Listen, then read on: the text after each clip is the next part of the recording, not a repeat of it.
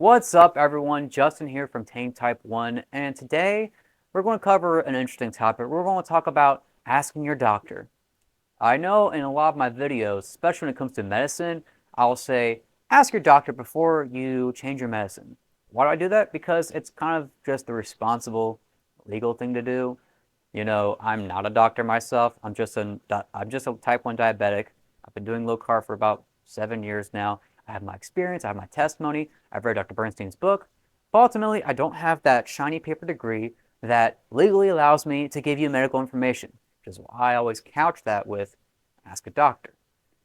Now, someone did. Someone did ask their doctor specifically about our insulin. And Rachel left a interesting YouTube comment giving her story about, asking her doctor about our insulin and what happened. And I like to go over that. I like to respond to it. And by the way, if you have any stories, any comments, any suggestions, any questions yourself, leave them in the comments or send me a direct message on Facebook. I do read these things and I do find it interesting. It does get my brain churning and, I am going to be responding to more of them. But we'll start with this one, all right? So Rachel says in her comments, and this is a comment on one of my videos about our insulin. Well, after 7 years caring for my T1D kiddo, she's been higher protein since 2019, and I'm finally noticing the lag on her insulin. The insulin she's currently using, Humalog, rather than our insulin. I decided to go ahead and call the endo office today to ask if they may allow us to sample the R to carefully test its method or how that might work. They called me back and said that our insulin is unpredictable. They don't use our insulin at this endo office, and they have no patients who use it. They said it was used in the early 2000s and the newer synthetic insulins are used today because they are more predictable. The call was not connected well when I asked if they knew if the information was based on higher protein patients and if there's any more research done by medical staff on this. I said, thank you, that answers my question. When she confirmed, no one in their care is using our insulin. She quickly said she recommends that my daughter stay on her current program with Humalog. I did let them know when I initially called that it was because my daughter was finding a higher protein approach the last few years, and it's been working well with keeping her blood sugars in range. Well, first I'll say I'm not very surprised. Um, to give you some background, our insulin is, true to the doctor's word, it's an older insulin. It's a more natural insulin before these synthetics came around that are a lot quicker. It acts slower than these faster insulins like Humalog, Novolog, and so on.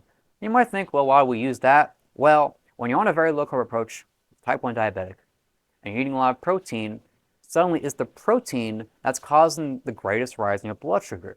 And protein, the rise you get in your blood sugars from gluconeogenesis, which happens slower than if you're just eating straight carbohydrates, okay? And that our insulin, that slower effect of it, works very well with that slower effect of the protein and keeping your blood sugars more stable. I go over this in videos about our insulin. I'll link one below for you. But that's why we use it. Now, why is it that I say ask your doctor before you change your medicine? Rachel does the right thing, asks your doctor. Why is it that she was stonewalled, essentially? Main reason is probably because they just don't know much about it. I'm not saying they don't know much about our insulin. I'm saying they don't know much about our approach. Because our approach is very rare. And the information about Dr. Bernstein's approach, using our insulin, these kind of things, don't matriculate down to the doctors that are actually administering patients. Why is that? Well, it's because ultimately we are a tiny, tiny, tiny, tiny minority following an alternative approach that isn't recommended, that isn't pushed by the establishment, and so doctors just don't hear about it. And by minority, I mean we are seriously a minority. I looked at Bernstein's channel just now, who, by the way, I'm kind of in the shadow of. He has about 49,000 subscribers on his YouTube. He's been doing this for such a long time, and that's worldwide. In America, there are 1.3 million diabetics. Type 1 diabetics, not even type 2, just type 1 diabetics. 1.3 million. And maybe 50,000 of them total know about Dr. Bernstein, if we're being really generous here. That's a tiny, tiny drop in the bucket. Now, 50,000 is a lot. As far as impact goes, that could be 50,000 people whose lives he saved. That's very admirable. But as far as total number of type 1s, it's minuscule. It's too minuscule for most doctors to pay any attention to. So when you go to one and you ask them about our insulin, about higher protein approach, you're speaking a different language to them. They don't know what you mean. You're basically, it's like if you go up to a doctor and say, hey, I'm trying this new approach that you've never heard of, that you've never recommended, with insulin that you don't use. Can you give me advice on it? What are they going to tell you? No. It's very unfortunate. You know, doctors rely on studies. Their education relies on studies. And those studies that they choose in their education are picked not necessarily by a logical reason, but by what makes the most money, because who funds the education, who funds the studies? It's the companies that are making money from us, treat us like pay pigs. And so that information doesn't matriculate. And I mean, really, there's not many good studies on very low carb type 1 diabetics in the first place. The only one I can think of that is of any substantial number is type 1 grit study, where they actually, they went through people on their Facebook group who all do the kind of approach we do, and it was by them. It was by type 1 grit. It was by people in there. It wasn't by a big company. It wasn't by the ADA. It was by the people with type 1 grit trying to say, hey, notice us. Fortunately, that's still not enough to get headlines, still not enough to get any press. And so most doctors just don't know about it.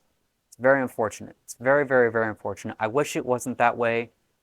I wish that my videos would get, 1,000,000 views and Dr. Bernstein's video could get 10 million views, but it's just not the world we live in. And I can go to why that is, but I'll save that for another video. Long story short, though, they just don't know about it, so they're not going to be able to give you good advice. Now, what do you do then? What do you do in a situation where you're trying to do the right thing, you want to ask your doctor before changing to something like our insulin that's brand new for you? What do you do in this situation? Well, if you go online, you look up low-carb doctors on Google, something like this, you'll find multiple websites with databases, with maps, with lists of low-carb doctors that might be in your area. Diet Doctor has a decent one. I think the Ketogenic website is a bunch just for America.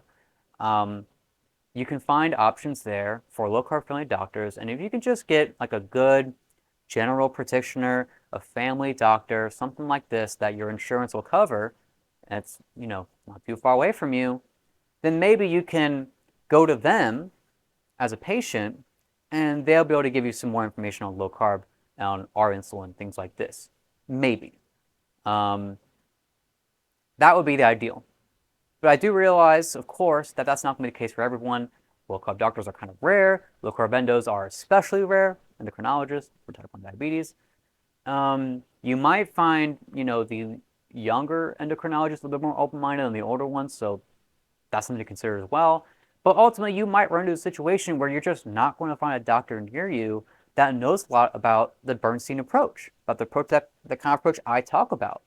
And they're not going to give you a good response if you ask them about it, and they're not going to prescribe it to you either. What do you do in this situation? You got to do what you got to do. And I'm not going to recommend you don't ask a doctor, because responsibly, legally, I'm not supposed to do that. But what I will say is that there are options. You can go to Walmart. You can just walk into a Walmart, any Walmart in the country, except for maybe in Indiana or Illinois, one of those two states. There's a lot of pharmaceutical control in it, a lot of lobbying. But you can go to just about any Walmart in the country of the United States. As far as outside the United States goes, I'm not sure. But if you're within the United States, you can go to Walmart, you can go to the pharmacy, and you can just buy our insulin off the counter or on the counter for about 25 bucks a vial or 45 bucks for 5 pens with no insurance, no prescription, no permission needed. You just go and buy it and, make it work for you. That's what I did personally. I read Dr. Bernstein's book. I did my research. I, came to the conclusion I should try SR insulin. And I went to Walmart, I got it, and I, followed his guidelines that I've talked about, and I've made it work really well just through experimenting and everything else. Now, I'm not recommending you try medicine without your doctor's advice. No. but that is an option, and that is something to consider while you're doing your research, you're figuring things out, and you're looking at all your possible avenues for managing your type 1 diabetes. I'll leave it at that though, and oh, I can't forget this. I gotta sort of respond to the things he said, right? So in that comment, he mentions that our insulin is unpredictable. That's interesting. Our insulin is unpredictable, he says.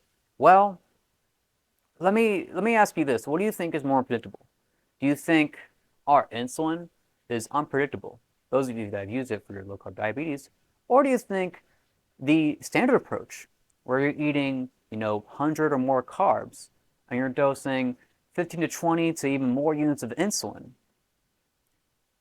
is that predictable? Is it predictable to be eating tons of carbs and dosing tons of insulin, just hoping and praying you end up back in a normal range? In my experience, no. In that case of most diabetics' experience, no. It's a disaster. It's not predictable at all. If it was predictable, we wouldn't be doing what we're doing. We wouldn't be cutting out tons of carbs and putting in all this extra work. If the normal approach that the doctor recommends was so dang predictable, was so much better than our insulin, I disagree with that. I think our insulin can be plenty predictable if you know how to use it and you use it in its proper context. Now, would I recommend our insulin for a high-carb diet? No. And maybe that's why they had that impression. Maybe they tried our insulin for a high-carb context and they found, well, it doesn't work. Well, of course, it's too slow for that. But so is every other insulin. That's a dirty secret, really, isn't it? That, they're always looking for faster and faster acting insulins. They're using inhalers and stuff like this. Why? Because no insulin's fast enough for the high-carb approach, ultimately. No insulin is going to be predictable for a high-carb approach. So they're sort of blaming they're sort of blaming our insulin for what the method's causing, instead of actually trying to rework the method. They're not taking a real good approach, like an engineering approach, like Dr. Bernstein might. So that's my take on it. Keep that option of just, going to Walmart, getting insulin in mind, but be sure to do your research. Be sure to try to find a doctor you can get advice from, obviously, if you can. And, it is an unfortunate situation we find ourselves in. We should be able to just go to a doctor and ask them for advice, and they give us good advice rather than just being stonewalled like this. But that's the world we live in.